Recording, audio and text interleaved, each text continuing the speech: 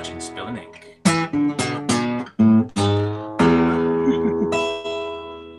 Hello, everyone, and welcome to another episode of Spilling Ink, the talk show that takes you behind the scenes in the publishing world.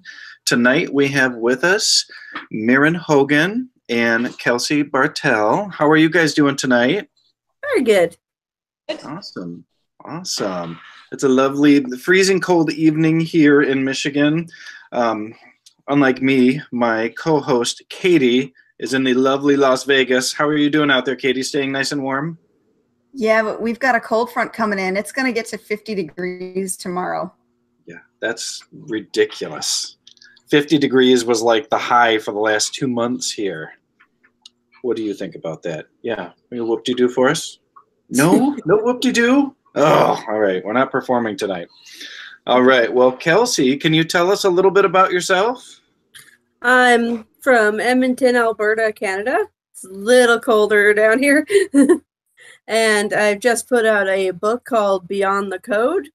It's urban fantasy with a lot of fast-paced action and superpowers and covert shadow war. It's a lot of good stuff. Awesome. I like it. Have you seen the cover for it yet, Jason? It looks really cool. No, I haven't. Do you have one by you? I don't have it by me. When you get a chance, look it up. It's really cool. It's got the girl with the weapons and the shadow. I love it.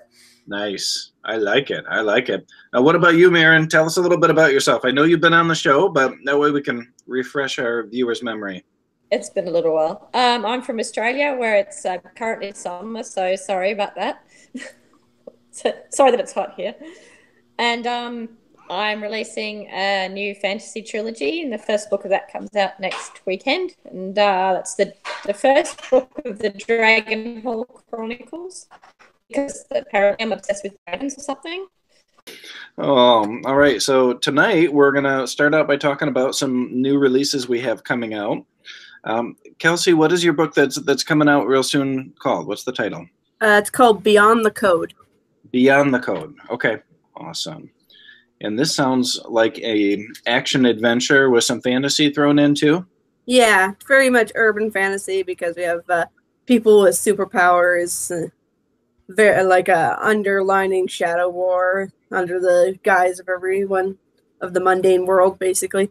Okay, awesome. So this is going on behind the scenes then? Yeah. Okay. Now, what inspired you to write that story? It's inspired by a little bit of X-Men and reading comics growing up, but the initial spark of inspiration for this story came from a crescent moon necklace and a really cool dress I bought. Awesome. I assume there's a story going along with that too, right? Yeah, we need to hear the story of the crescent moon necklace. Tell us about it. Well, my one friend bought it for me, and I thought it looked really cool, and then I started thinking of kind of like a superpower, like a character who can disguise herself using like amulets, or each one of the characters that can disguise themselves does it through a kind of totem, either like a necklace or a bracelet or a sword or something. And that made me like design the main character, Luna. And that's her totem is a crescent moon necklace, which is kind of the emblem of her country. It's it's very much of aesthetic of that country. They're connected to people of influence who they serve as kind of their knight, and their masters have same kind of totem to connect with their knight. And her master has like a ring with different phases of the moon on it, and it kind of gives them not only connection, kind of a psychic connection between them, but it also like symbolizes their pledge to each other. Okay, so when you say her master, are you referring to like a king or how does that work?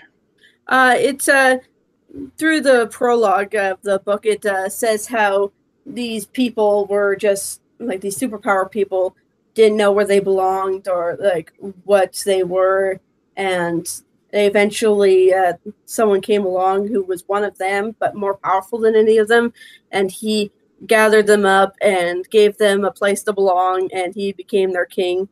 and he decided that he needed to cut them off from the mundane world, but he couldn't cut them off entirely. So he, with the help of some influential lords and ladies at the time, because this was way long ago from the initial story, he had helped those lords and ladies helped hide those superpower people from the rest of the world, and in return he took some of the strongest of his people, and they pledged their service to the lords and ladies, and that pledge could continue through generation. So each families, the descendants of these lords and ladies, now have the descendant of the initial superpower person or knight following, serving them in the shadows. Wow, that's very complicated. No. Oh. How do you keep track of all of this? Do you have a ton of notes, or do you have a huge outline, or how do you keep track of the complexity of your story?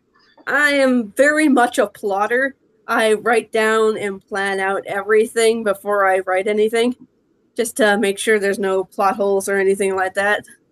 I first plotted down the whole power system that they run under, and then I invented the world that they live in and drew up a map and everything, figured out the societies that are in the different countries, and then figured out the initial, the individual stories.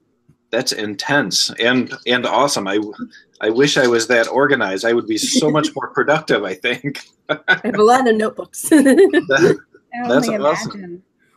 Yeah.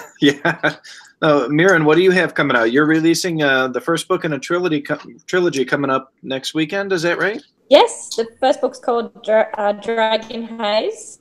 It's kind of a steampunk, I guess, inspired by Brandon Sanderson's Mistborn trilogy. The way he's done the epic fantasy, and then he's gone back and he's done a few hundred years later where technology is advanced. Well, I started with and technology has advanced. So they've got trains and they've got basic guns and that kind of thing, but they also have dragons. And the one I'm working on currently is the epic fantasy bit, so I'm going back and doing the prequel lot to see where it all sort of started, how society sort of started to come apart and become what it is in the second trilogy. Now, this trilogy that you're writing, are you releasing them back to back to back, or do you have a certain schedule that you're working on? Yeah, I'm releasing the first three. I think the second one's coming out 3 weeks after the first. Wow, 3 weeks. Ooh, yeah, that's fast. Yeah, well, hopefully my editor will have it ready. And the third one's coming out about a month after that. Well, that is really quick. Yeah, and then we'll see how I go with the prequel trilogy, whether that's going to be a bit longer or not. So what prompted you to do such a fast-paced release schedule? Are you pre-writing everything ahead of time and your editor's already got it? Or Yes. are you just really setting a dedicated, get the words down each night kind of a schedule? Sort it out, write one a month, release it the next month, kind of thing like that. But no, I actually started a couple of years ago, and it's just getting to the point where it's ready now. So I thought, well, okay, let's put them out straight back to back and see how we go. I've seen a lot of authors do that with pretty good success too, because readers, we've talked about it before, they like the Netflix style of system where everything is ready to binge right now, no waiting. Yes. You do have some prequels out to the series right now on Amazon, right? Yes, I have 3 prequel shorts. They're only about 3,000 words, so that's sort of not too much pressure to put those up beforehand. But yeah, I'm kind of hoping people will like those enough to then try the books. But it sort of gives them a bit of a taste. And it's also the link between the first trilogy and the second trilogy. So it's set, I think it's 15 years or so after the first trilogy will be set. And then that's the first story. The second story is set, I don't know, about 5 or 10 years after. And the other one's about 15 years after that. So it sort of bridges the gap in between, answers all those. And then what happened to such and such in the middle of it kind of questions. In your world, is this an early civilization, or is this a civilization that has risen after a fall of mankind of some sort? It's where it's set now. It's 100 years after the war, where it was basically the big main religion and the magic users versus everybody else, including the dragons. And if anyone's got any sense, they're not going to take on fire-breathing dragons, even if they've got magic, but they lost. Spoiler alert. And religion and magic were banned. But 100 years later, the people that have magic are kind of getting pissed off about the fact that they're being dragged out and executed, strangely enough. Why would you get mad about that? Oh, no idea. So it does have a basis in the real world, because they are attacking society because they're sick of being oppressed. Okay. So, yes. Most of my stuff has a bit of social commentary in it, one way or another. Bringing down governments and things. Fascists. Oh, so a little bit of a subversiveness in there as well. Yes, yes. All right. Yeah, if you come down a fascist government, right? Yeah, well. Now, Kelsey, are you indie published? Are you small press? Where do you sit? I'm a little cross between small press and campaign built publishing.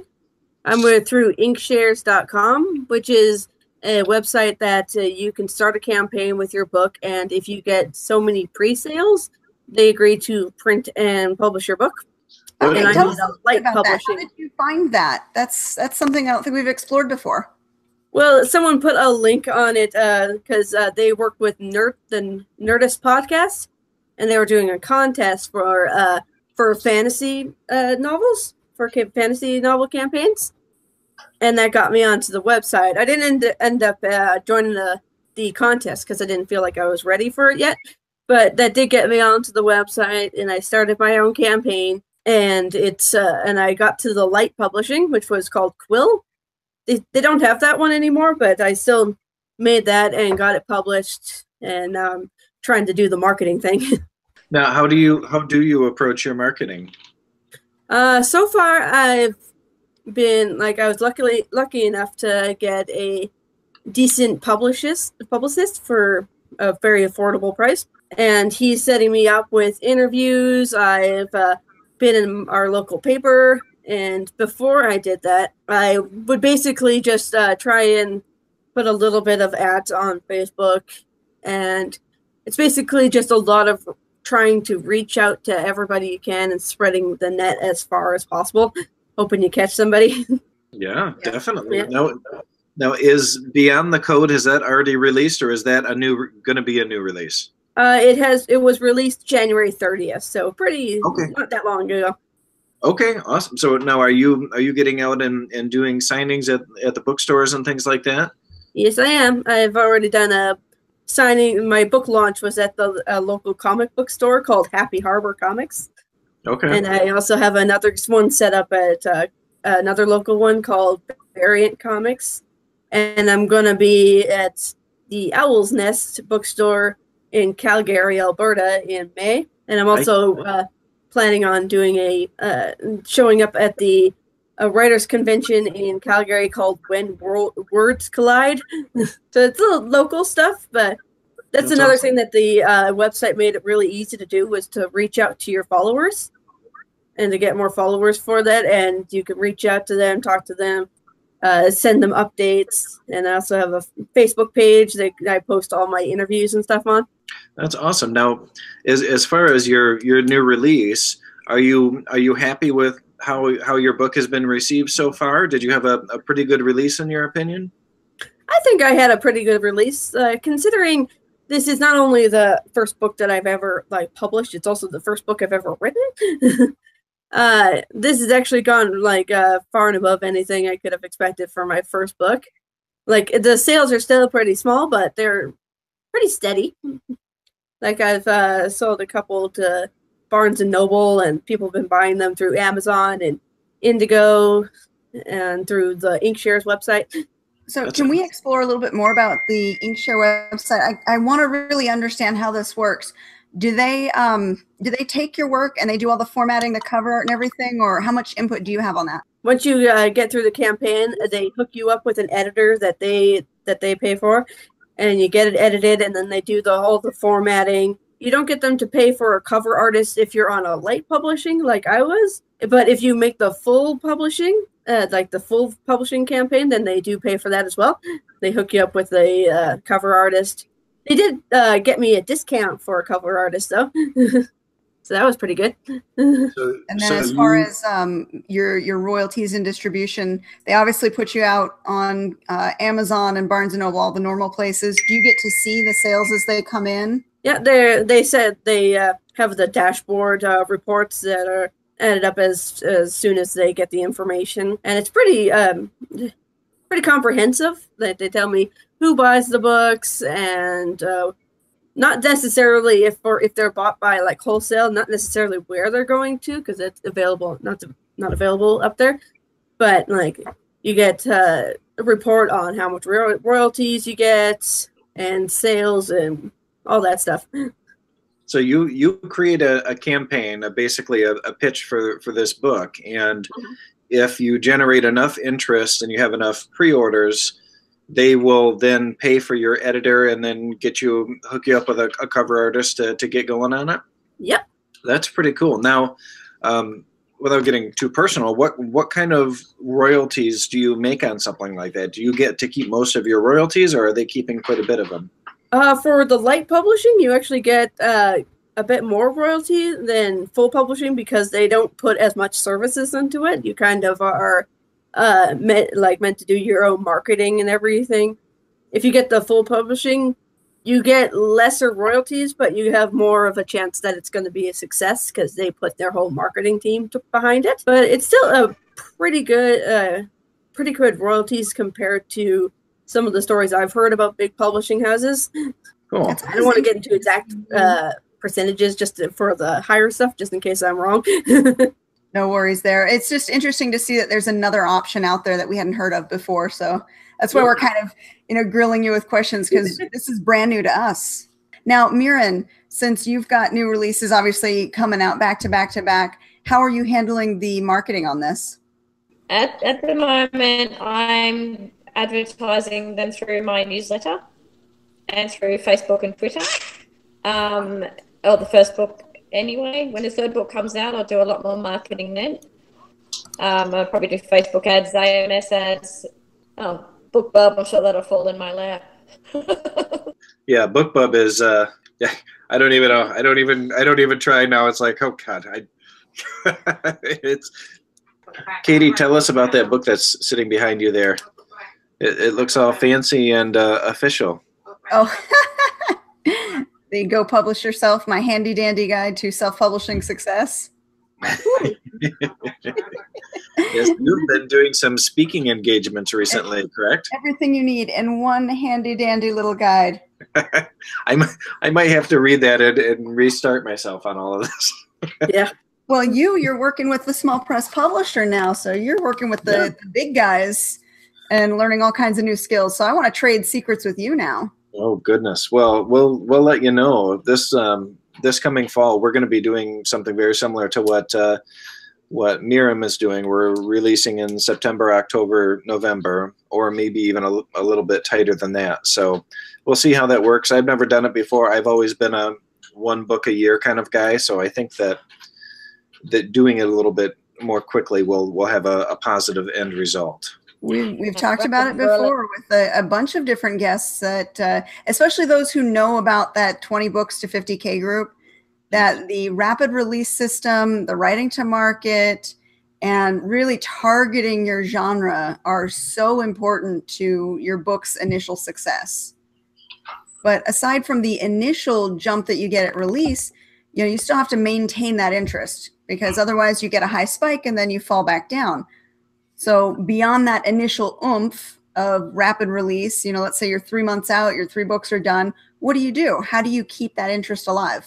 That's a very good question. I will start.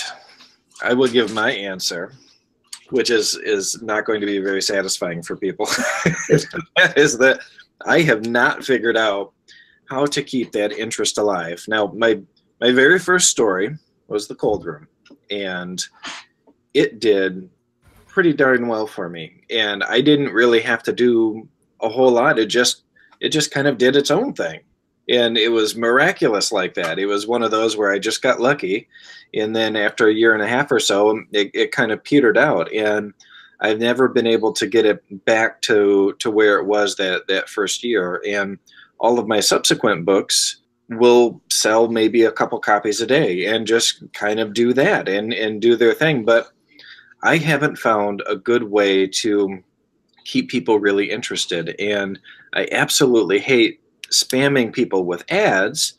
But at the same time, it's like, okay, well, while I want to connect with you, I want to chat with you and share little personal stories. I also want you to go to Amazon and check out the books and buy a copy of the book, I mean, I don't want to sound like a jerk, but it's like, you know what? I do want to sell you books or give you a book if you ask for it. All I want is for you to read my stories. And I think that a lot of authors feel that way.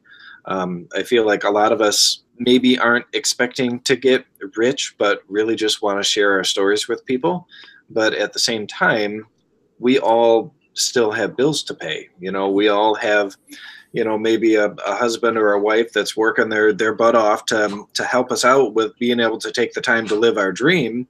And it's like, okay, well, I want to be able to feel like I'm contributing something as well, and that can be tough, especially if you're self-published as a self-published indie or indie as it relates to small press publishing, because there's a lot of work for both those groups. And so I think it's really a challenge. The publishing company that I signed on with, Evolved Publishing, they do Facebook and Amazon ads, and they do promoting through BookBub. And I think that most of their BookBub's ads are the BookBub partner ones that you were just talking about, Mirren. So in their social media model relies on all of the authors and their street team they work with sharing posts with each other. So you might have your own personal street team, but they call on all of their authors, and that's actually part of their contract, is that you're going to share a couple of these posts from other authors every week, because we are like a big family. We want to help each other, and if we don't, then we're going to flounder. So I haven't had any books released by them yet, and won't until September, but I'm hoping for good things. But now you've just released your first book, Kelsey. So we don't really have long-term stats from you just yet, but Mirren, I know you've been writing for a little while now. How do you keep interest alive? Yeah, I'd like to know that too. But I think a lot of the problem is the fact that what I have out there is either a standalone or a book one, and you can only get so much interest when people know they're going to have to wait, because all of those are with small press publishers. They know they've got to wait a year for the next one, and a year for the one after that, and how about I just wait 2 years until they're all out, and then I'll get them all, But by then they've forgotten about it anyway. Yeah, see, then you run into the out of sight, out of mind problem. Well, that's it. I mean, I don't know how true it is, but I know a lot of people who confirm this is the only way to sell the first book is to put out a second book. The only way to sell the second book is put out the third book, and so on. Keep it going. Part of the rapid release idea is that if you release within 28 days and people are buying, Amazon will notice, start advertising you to the people who are actually buying your books. Now, Mirren, can you tell me again what the idea is behind the 28 days? Why that particular number? Just supposedly after you drop off Amazon's radar after that, apparently. But I think it's what's the word for it? Educated guess at best on the part of Chris Fox. He works in computers and programming and all the things, but since they change the algorithms all the time by the sound of it. I've got a potential war getting ready to start down here. You guys should check this out. So we have Bella, the cockatoo, and Harley, the English bulldog. Bella's who knows where she's going. Yes, they are. They're both troublemakers. Bella, go back up there. Is she a palm cockatoo? No. Oh my goodness! I wish that I had a palm cockatoo. That would be phenomenal. She is a umbrella cockatoo. Ah, yes. Yeah, those palm cockatoos are about $13,000. So I'm not quite in the market for one of those babies. Yeah, it's too rich for my blood. My husband's for he's a bird man. Oh, okay. Okay. Yeah, bird people, you've got to be a special kind of crazy to do birds. Yes. Get back here. Get back here, you two. Come on.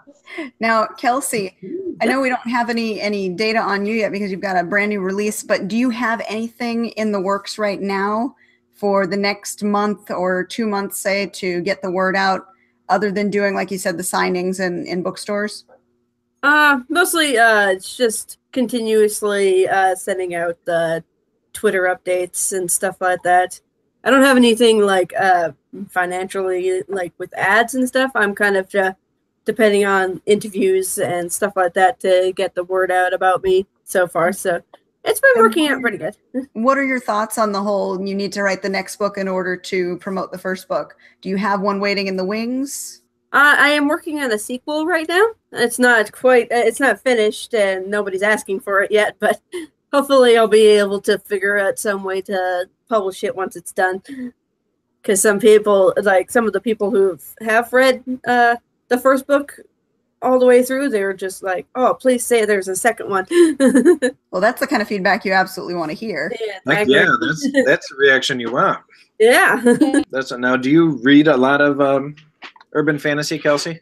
Yeah, actually, I've been my latest delve into urban fantasy has been the Jim Butcher's Dresden Files. Yeah, and I've also I don't quite remember who wrote these, but when I was younger, I used to read these novels about different stories of it's kind of fairy folklore in the modern day, like how they are interacting and the kind of underbelly of fairy world in the modern day. Okay. Like you'll have like a story about a muse and a story about like a fairy princess, but just in like nowadays. But I can't quite remember who wrote those books, but there were ones my sister had. She had a collection of them, so I'd always read them. But I always loved the idea of having the amazing things in modern, like the mundane world. Now, what sparked your love of reading? The first book that had me really fall in love with like longer, I would always read those like little kind of preteen novels, like the Animorphs and stuff like that. But what got me in love with like the more like heavy novel stuff is David Eddings' The Redemption of Awfulness. I read that book and I thought it was quite charming. And that got me onto his series, and then that got me onto other books. Yeah, and lately I've been reading some of Inkshare's other stuff. Like there's a really good book that came out, is kind of very much a Doctor Who science fiction called Pilot X. And what I liked about it is just it's a standalone. It's not a very long story, but it's good, it's clean, and it's a very enjoyable ride. Well, you got me saying Doctor Who, so I have to check that out again. What was the name of it? Pilot X.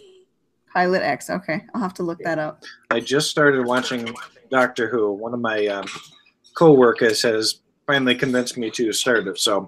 But I'm starting with season 5 because she said that was a really good season to start with. Wait, what? Which Doctor? Yeah. Matt Smith. Oh, come on. You skipped over David Tennant. Are you crazy? You gotta start at the 9th Doctor. Yeah, What? start with Eccleston, Start at watch any of his them. stuff, and Well, then see, David Tennant. Here's the thing. I don't like old-timey things at all. Well, these It's ones not aren't old-timey. These ones are like made around 2000. Yeah, If you start go with farther than that, it's fairly old-timey, but if you want more modern stuff and nowadays, You guys are saying start at like the 9th Doctor. how would I know the numbers though? Like How did you skip over 10? Well, how do I know what Dr. Matt Smith is? He doesn't say what number he is. He's 11. Oh, but how do you know that? Okay, so what you need to do is you need to Nice. start with season 1 of the current run seasons. There are like 12 of them. That one should have Christopher Eccleston as the Doctor. He's the 9th Doctor. He gets one season, and then they switch over to David Tennant. David Tennant has about 3 seasons. You have to watch those. Otherwise, you're going to miss a lot of the inside jokes as you watch other seasons. I'm already missing stuff. I'm feeling like he would be way cooler if he was like Daniel Craig or something. He was like just a true And badass. how could you skip over meeting Captain Jack Harkness? Oh, I man. don't know what that is. Oh, my God. Have you watched Torchwood? Yeah, and then you have to watch Torchwood. I watched it in reverse. We like started watching Torchwood, and then we watched the David Tennant series, and then we watched the like Evelstein Doctor. So after I watched all of it, and then we like watched it again lately, we're just like, I watched this backwards. I was so in love with David Tennant that I actually skipped an entire season. I refused to watch Matt Smith initially because no one could replace David Tennant as the Doctor. And I eventually did watch him, and I loved what Matt Smith brought to the table, but David Tennant was by far my favorite Doctor. Mm-hmm. Well, the Weeping Angels episodes were very, very creepy. We really dug those. They had my little one was cowering in fear. That was pretty good. Yeah, but when you watch the first season, wait till you see the Are You My Mommy? That was that one was crazy. The kids with the gas mask just walking around. Are you my mommy? Are you my mommy? So creepy. Doctor Who is pretty good about that, like making really creepy villains, but they're just more creepy in the concepts of it. Yeah, and they never take themselves too seriously. I think that makes the show so enjoyable. Yes, it's science fiction. Yes, it's trying to be out there, but they also realize that they're a show and that they can be funny and they can take the cheesy joke, and they do. So you can laugh right along with them. Yeah.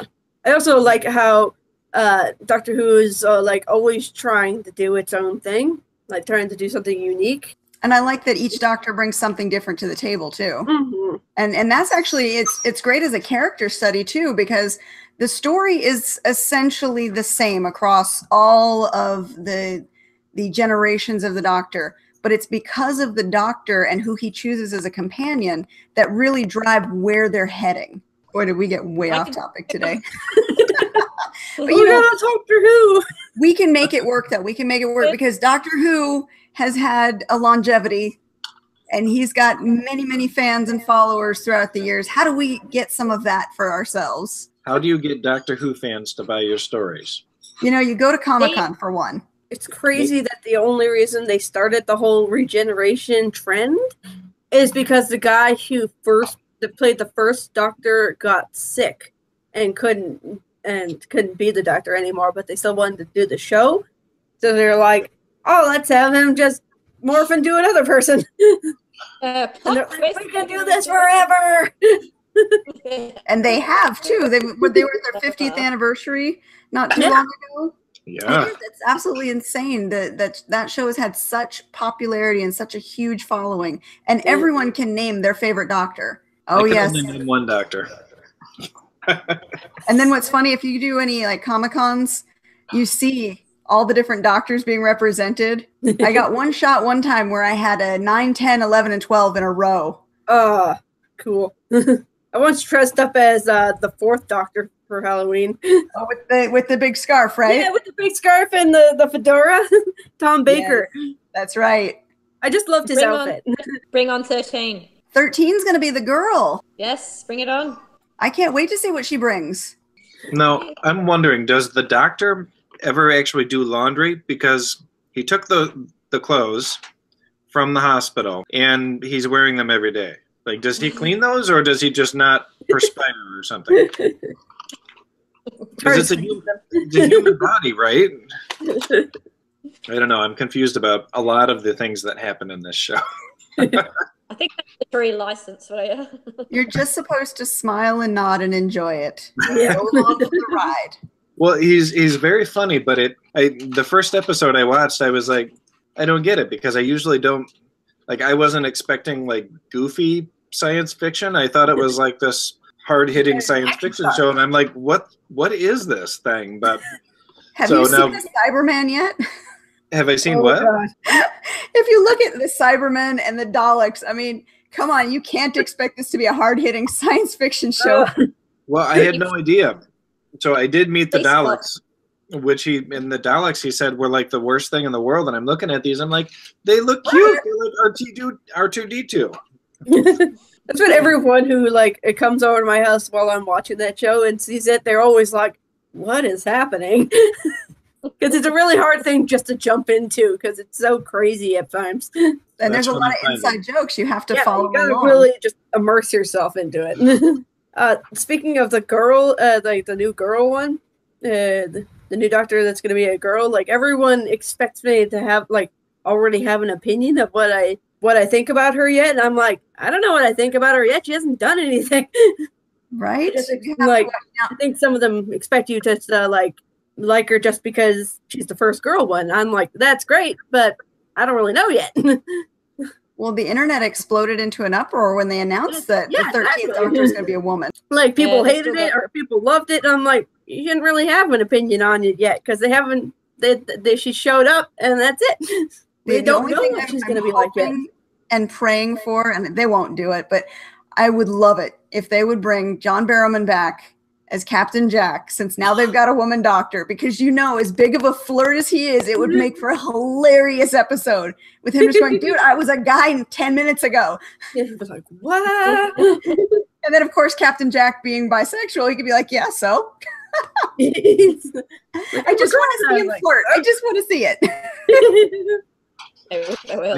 I'm missing all of this good stuff because I have no idea what you're talking about. Captain Jack is introduced in the first season with Christopher Eccleston. You have to meet him there and then follow him through to really appreciate his character. Wasn't that released in like 1950 or something? I don't even think they get that. The ninth one. The ninth Doctor season started a new generation of Doctor Who. So the first episode of that new generation is what you're looking for. Yeah, I think it was like made like early 2000s. Yeah, early 2000s. Yeah. So it's season 1 of Generation 2, and it's the 9th Doctor. Yes. Gotta get the numbers right. We've completely blown his mind. He is completely, utterly confused. I'm seeing why I'm not able to follow this so far.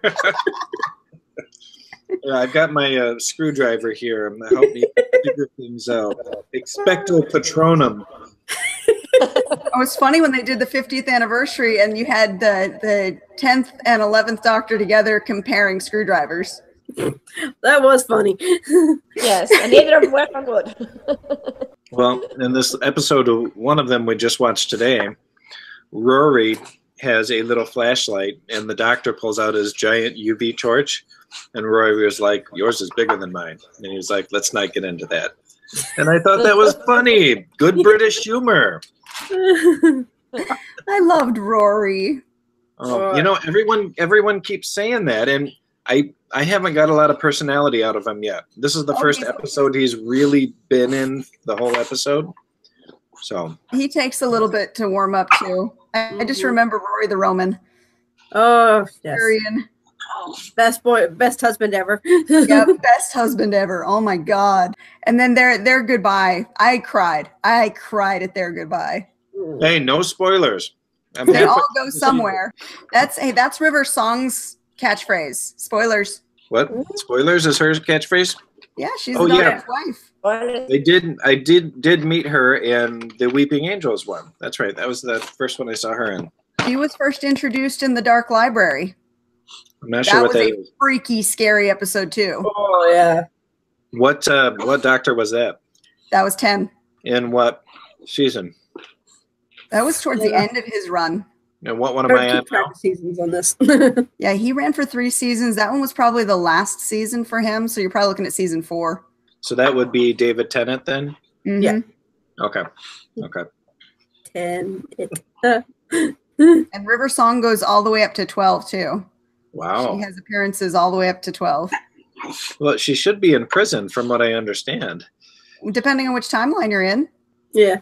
Oh. I have a feeling if we explain the whole River Song timeline thing, it would just to confuse him even more. Oh yeah.